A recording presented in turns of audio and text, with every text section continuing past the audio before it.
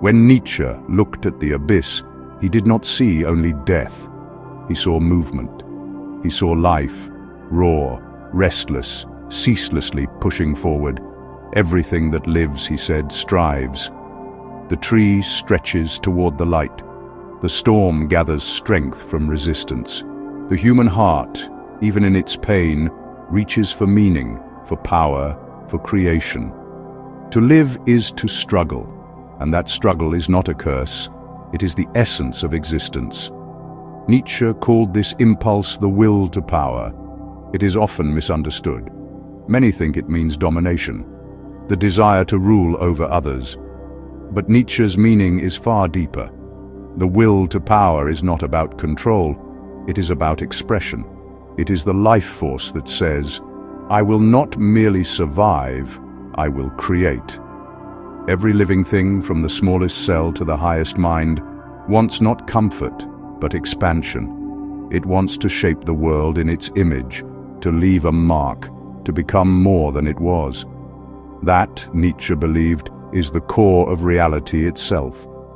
In his eyes, even truth, morality, and art are expressions of the will to power. The philosopher who builds a system, the saint who sacrifices, the artist who paints, each is trying to bring order to chaos, to give form to something that would otherwise dissolve. We do not seek knowledge for its own sake. We seek it to master uncertainty. We do not create morals because the universe demands it. We create them to give our lives direction. Everything human is the work of this will, the endless drive to impose meaning on a meaningless world. This idea shattered the old dichotomy between good and evil, between weakness and virtue. Nietzsche did not see morality as obedience, but as energy, as life itself. To him, the weak man was not the one without muscles, but the one who surrendered his creative force to fear. The weak and the failures shall perish, first principle of our love of man, and one should even help them to do so. Shocking words, yes, but beneath them lies a challenge, not cruelty. He meant that one must let go of what decays inside oneself. Let die the timid, conforming self so that something stronger can be born. For Nietzsche, life is not a moral problem to be solved. It is an aesthetic one, a work of art. Every human being is a sculptor. You can choose to carve yourself into something noble, courageous, and real, or allow society, fear, and comfort to shape you instead. The will to power is the courage to be the artist of your own existence. To take chaos, pain, and uncertainty and mold them into something beautiful, something uniquely yours. He said, "Become who you are." It is perhaps his most powerful command. And yet, to become who you are is no simple task. It means tearing down the masks you've been taught to wear. It means standing alone against everything that demands conformity. Nietzsche admired those who could live this way, the ones who risked everything for the sake of authenticity. Artists, explorers, philosophers, revolutionaries, souls who refused to kneel before the idols of their time. He saw in them a kind of holiness, not the holiness of obedience, but the holiness of creation. They are not servants of truth. They are creators of truth. The will to power also explains why suffering exists, and why Nietzsche refused to call it evil. He believed that pain is not a punishment, but a teacher, that without resistance, nothing grows. He wrote, "What does not kill me makes me stronger." This is not a slogan for optimism. It is the hard wisdom of a man who endured endless illness, isolation, and despair, and yet kept writing, kept creating, kept affirming life. Suffering, he said, is the raw material of greatness, the hammer that shapes the soul. In the will to power, Nietzsche found a new kind of spirituality, a faith without gods, a holiness without heaven. To live fully is to say yes to life, not just when it is easy, but when it is unbearable. He called this affirmation amor fati, the love of fate. to look at your life with all its tragedies and triumphs and still say, "I would choose it all again." That, he believed, is the ultimate victory of the will. Think of the human spirit as fire. Religion tried to contain it within the altar. Morality tried to tame it with rules. Science tried to measure it. But Nietzsche said, "Let it burn," because in that flame lies the future, the birth of a being no longer dependent on divine authority, no longer seeking permission to exist. That being is the next stage of evolution, the Übermensch, the Overman, the one who lives by his own light. But before the Overman can be born, humanity must first destroy its idols, face its fears, and embrace the creative fire within. That journey begins in the next chapter, where Nietzsche unveils his most misunderstood, most magnificent vision, the idea of the Übermensch. Music fades under narration. Pause 3 Sec reflection.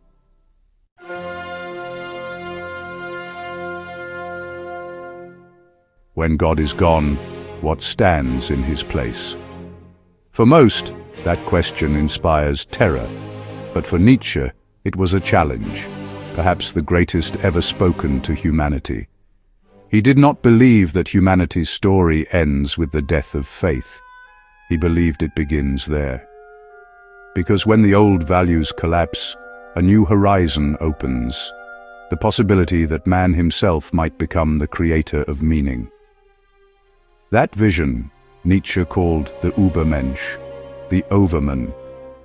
The word Übermensch does not mean a superhuman with physical power or wealth.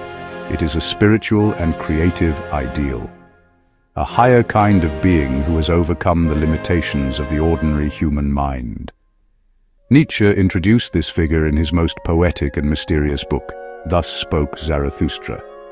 In it, a prophet descends from the mountains to speak to humanity. He cries out to the crowd, "I teach you the Overman. Man is something that shall be overcome. What have you done to overcome him?" The crowd mocks him. They laugh. They do not understand. And Zarathustra says, "All creatures hitherto have created something beyond themselves. And do you want to be the ebb of this great flood, and rather go back to the beast than overcome man?" He is telling them, evolution is not finished. Humanity is not the final form of life. There is something more to become. To understand the Overman, we must first understand what Nietzsche meant by man.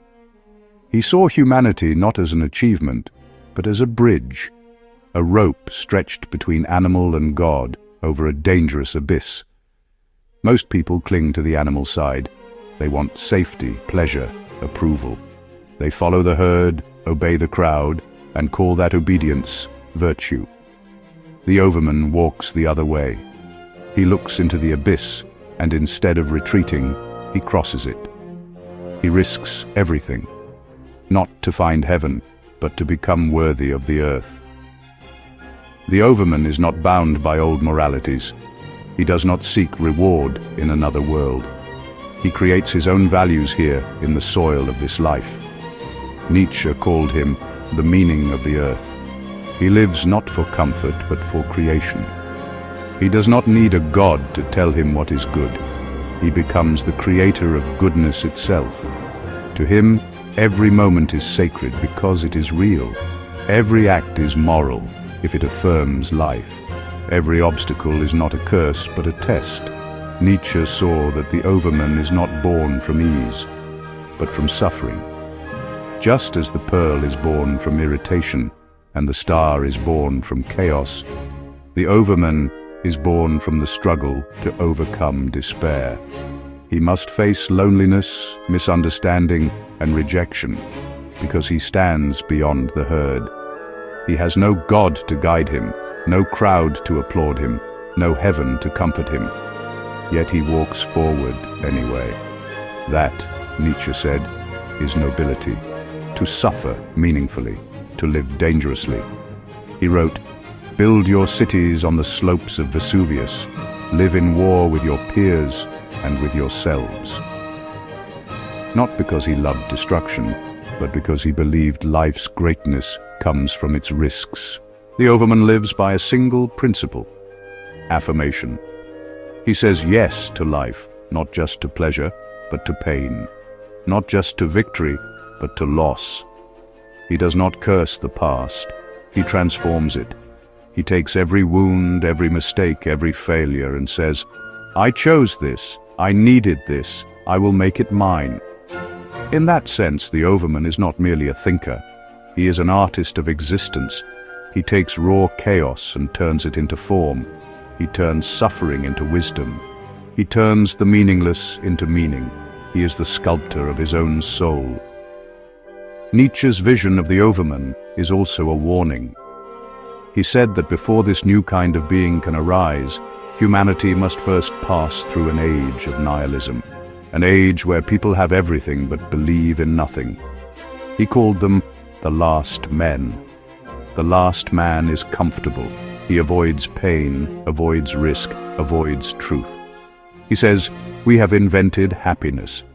He lives long, consumes endlessly, and never asks why. Nietzsche despised this vision of humanity because it was the opposite of growth. The last man survives, but he never transcends. He is what happens when the fire of the will to power burns out. The Overman is the antidote to the last man. He is not content with survival. He is driven by creation. He sees himself not as a victim of life, but as its partner.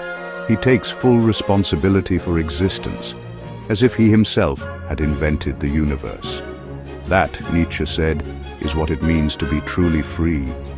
Not to do whatever one wants, but to want what one does. To live in such harmony with life that even suffering becomes part of your joy. This is why Nietzsche's philosophy is both terrifying and beautiful.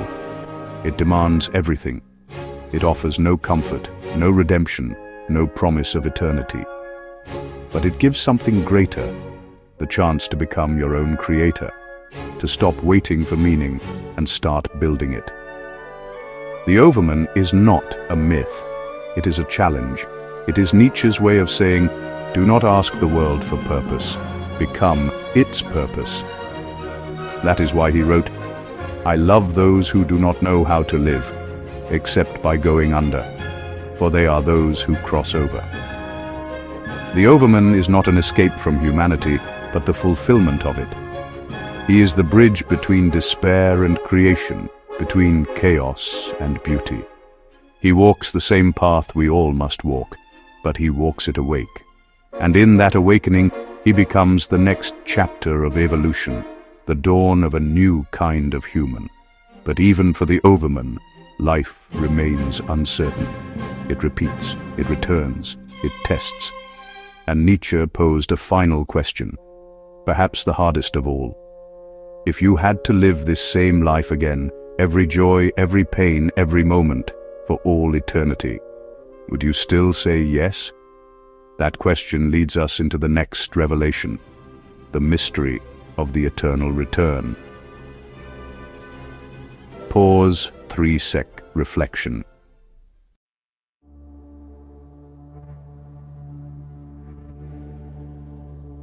Imagine, Nietzsche says, that one night, as you sit alone, a demon steals into your room and whispers, "This life, as you now live it and have lived it, you will have to live once more and innumerable times more.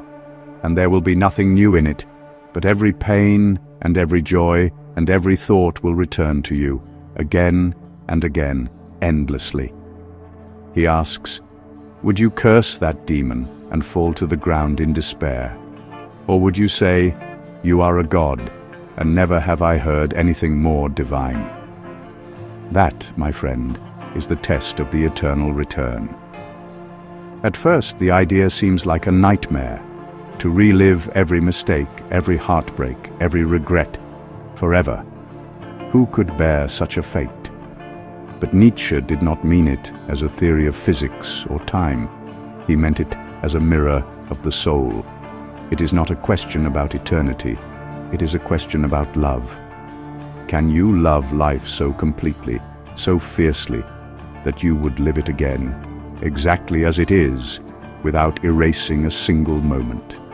That is what he called amor fati, the love of fate. Most people love selectively.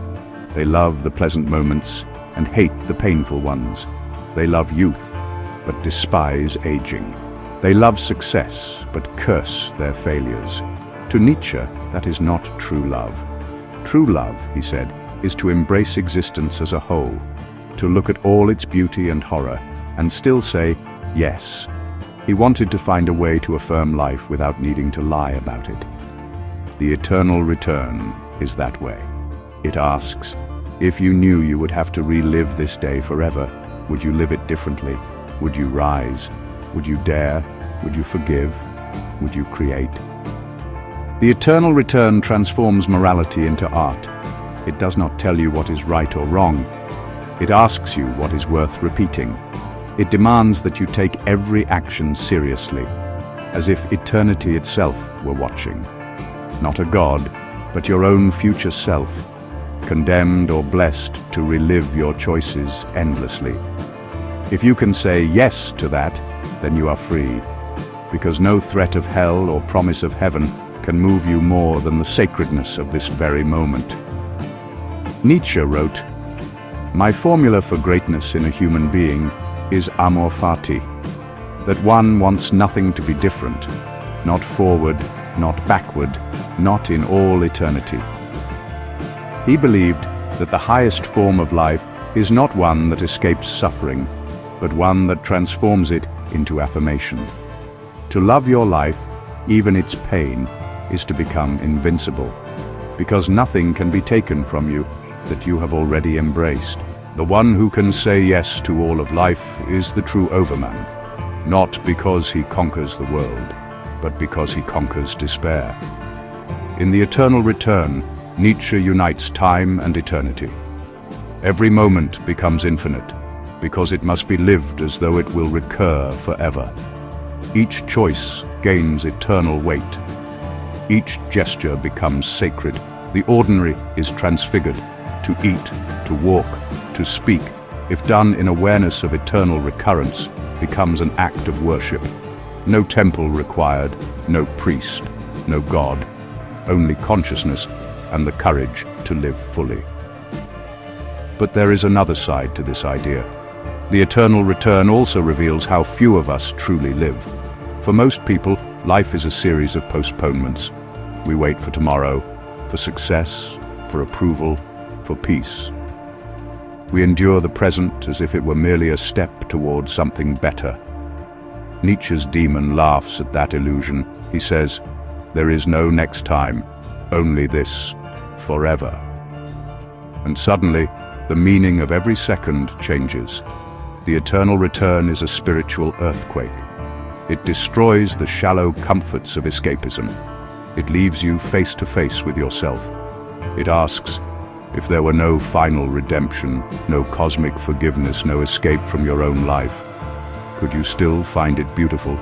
If yes, then you have passed the test. If not, then you have not yet begun to live. Nietzsche's philosophy is not about optimism. It is about strength, the strength to love reality without illusion.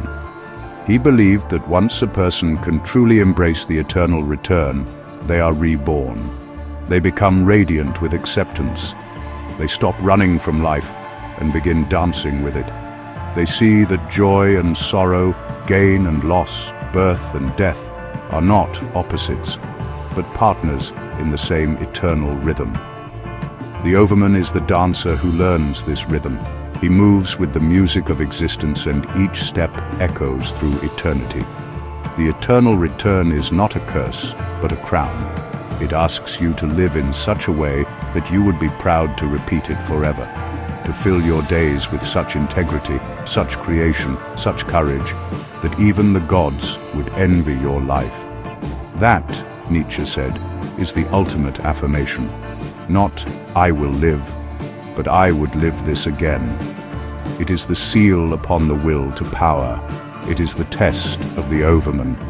And it leads us toward Nietzsche's own final trial, the moment when the philosopher himself stared into the abyss one last time. From the heights of the Übermensch, Nietzsche gazes once more into the abyss. What happens when the prophet of strength confronts his own weakness? When the creator faces the shadow he thought he had conquered?